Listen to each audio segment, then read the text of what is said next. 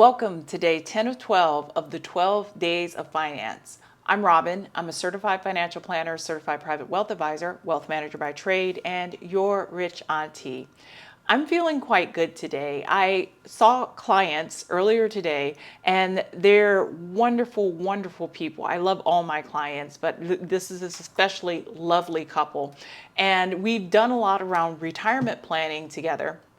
And they've done pretty well in their lives and their careers. And I was able to confidently tell them that they're going to have a great retirement. Immediately after that, I met a new couple, young couple in their 30s who were just getting started. And I was able to give them some financial advice to help them build their lives together as a couple and as a new family unit.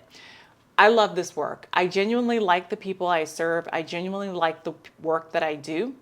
And it's a hard job sometimes. I get up and I deal with people and their emotions and their money all day, every day. But I genuinely like the people that I serve and I genuinely like the work that I do.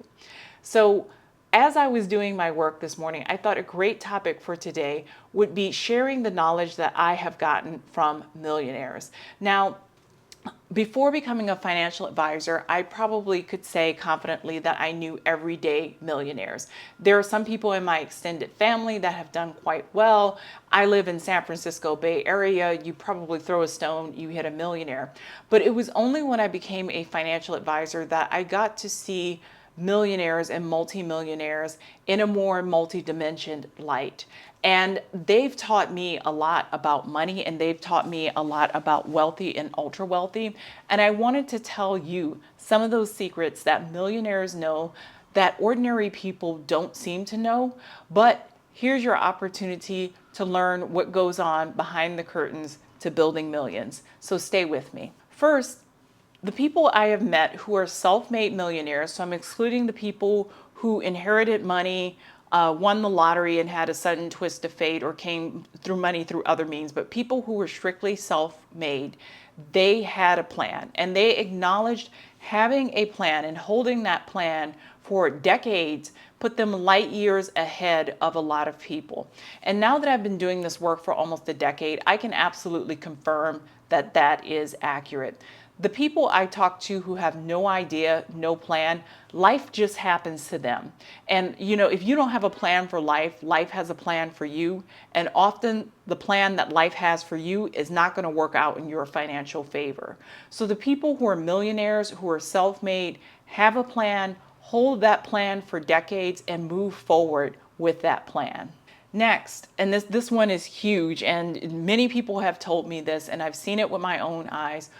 Who you decide to partner with, whether it's in love or whether it's in business, is very, very important.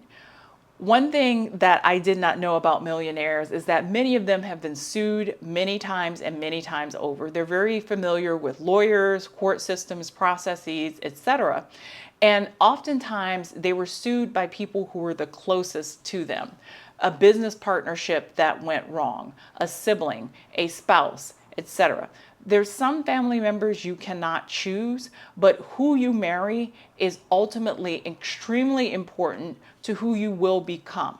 And that needs to be a partner who is supportive in the idea of building a millionaire lifestyle and will stick by you through the inevitable challenges that will occur in creating millions of dollars in wealth. Business partners, you need to vet them and vet them well. Sometimes things go sideways. You need to have a contingency plan for resolving issues with a business partner so it doesn't end up in court. It can end up in mediation instead. Also, never partner with siblings, never partner with best friends. Make sure you know who you are partnering with. So millionaires always tell me all the time, some of the most important decisions that they make in their entire life is who to partner with in terms of romantic relationships, their spouse, and who they partner with in business. Building wealth requires laser focus if you're doing it from the ground up. It often requires years, decades of laser focus. If you're one of these people that looks at their finances twice a year and gets it in order, maybe you'll be, generate a lot of money. But I notice the people who are multimillionaires, who have tens of millions of dollars, they are hyper focused on money and they never take their eyes off the prize. They know from day to day what is going on with their businesses, with their money, and their finances. Oftentimes, from day to day, they can tell you their net worth. They have hyper focus on money. And I think for some people that can be a very healthy thing. I think for some people it leads to more neuroticism than is necessary about money. But if you've made tens of millions of dollars, you are hyper focused on the goal, you are laser focused on your money, and you are laser focused on that business. Okay. Family trauma. We're all born into various families and to various family units, and our parents and our families are not perfect. And some people have a more a better experience in childhood than others, but people who are very wealthy, self-made, multi-millionaires have found a way not necessarily to always overcome family trauma, especially surrounding money, but have found a way to reconcile the experience they had with money. I know many multimillionaires who grew up dirt poor. I know multimillionaires who grew up in abusive situations. One very inspirational story, the person grew up in foster care. Many of them didn't have perfect, idyllic childhoods, and many of them didn't receive very positive messaging around money. And that doesn't mean that experience doesn't remain with them, but they find a way to reconcile that experience or that trauma and move forward. They fail often. We often think success is very linear, and we hear the story of multimillionaires and billionaires and think they just jumped out of bed one morning and suddenly they were Jeff Bezos, or suddenly they were Warren Buffett, or suddenly they were some huge success and earning hundreds of millions of dollars and well on their way. That's not it. That's not it. Everyone who I know who outwardly is wildly successful has a tale of failures, often had a string of failures that led up to that success.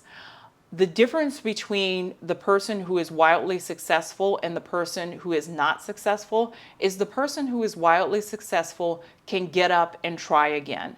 The person who never quite succeed cannot get up and cannot try again. Don't think that these people who have tens of millions or hundreds of millions of dollars didn't have their failures along the way. Some of them are absolutely colossal failures. I can tell you stories of multimillionaires who were bankrupt, who were living out of their car, who had their car repossessed, who were evicted, like really, really traumatic life stories that I think the majority of people, the setback would be so severe that they wouldn't dare try again. But these people had the audacity to stand up and say, I went bankrupt, that's okay. I lost my car, that's okay. I'm going to try again. And those are the people who become wildly successful and eventually become multimillionaires because they try again and they learn from those successive failures. They pay their teams of professionals. Oftentimes, especially when you have tens of millions or hundreds of millions of dollars, you have your entourage of lawyers, financial advisors, accountants, business law specialists. They value professional advice and they will pay for it. For some of my clients, I'm not their only financial advisor. They have two other financial advisors, and I have to powwow with the other financial advisors who are doing other things in their portfolio to unify that individual's finances. Or a lot of my work, I just work directly with the accountant because it's easier and more efficient that way. Or, I work directly with the state attorneys a lot because the client doesn't have time to sit in all those meetings, and we need to come up with a solution involving estate planning for the client. So these people have their professional team, and oftentimes it's the professional team that does the work and presents the client with a solution. The client accepts the solution or sends it back for modification, and the client can continue running their business, working hard, living their lives, enjoying their families, and doesn't have to deal with the minutia of their financial and professional life. So they have their team of pros and they pay their teams of pros. And one of the things, when you get into a net worth of mid six figures, you really should be working with an accountant. You really should have a financial advisor. You really should have your team of professionals, or at least be assembling that team of professionals to help you. Another thing about self-made millionaires, they work hard. They work very hard. A lot of people think people who have several million or tens of millions or hundreds of millions of dollars are laying out on a yacht somewhere, or on a private island or a beach. That's not true. They work extremely hard. They often work extremely long hours, and many of them really, on some level, they may not openly acknowledge, but they really do enjoy their work, and they really do enjoy the pace of their work. Maybe, I think some people can work 80 hours a week, and that's just who they are. I think that would burn most people out. But this image of the millionaire that just collects money and doesn't really work or do anything is just not true. These people work extremely hard, probably harder than the average American, work extremely long hours, often miss things like birthdays and holidays because they're working so hard. But the payoff is that they are extremely financially successful. Their family is extremely financially successful. And they can live a life that many people only dream of. This one is great. I learned that millionaires and multimillionaires, they often read. Not necessarily, they're not reading novels.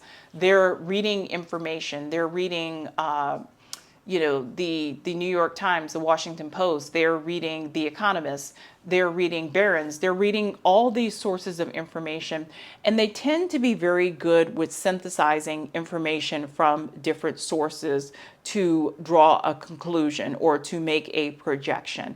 So they're often well read, and they often take that information and incorporate it in their lives or in their business to improve upon what they're doing. Reading and literacy is one of the bedrock skills that a person can have that will undoubtedly dramatically improve their lives. Most of us read to get through school and then we stop, and that's a huge mistake, because a lot of the people who are very, very wealthy read a lot and really do integrate that information that they capture from reading into their lives and into their business. Social media, someone asked me, well, do they use social media and this and that? Social media is great, but oftentimes the information you get on social media is actually information that's really in a book.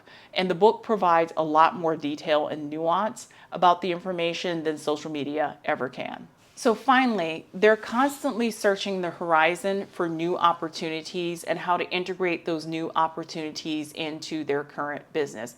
They're constantly looking for information on new business deals. I have millionaire clients who, in some cases, they'll walk neighborhoods and see how many for rent signs or for sale signs or new construction or this or that. They're keeping their ears to the ground to see if there's an opportunity to invest their money, because oftentimes the best returns on a new opportunity happen sometimes in the earliest years, and they often want to be ahead of the next opportunity so they can get in on the ground floor.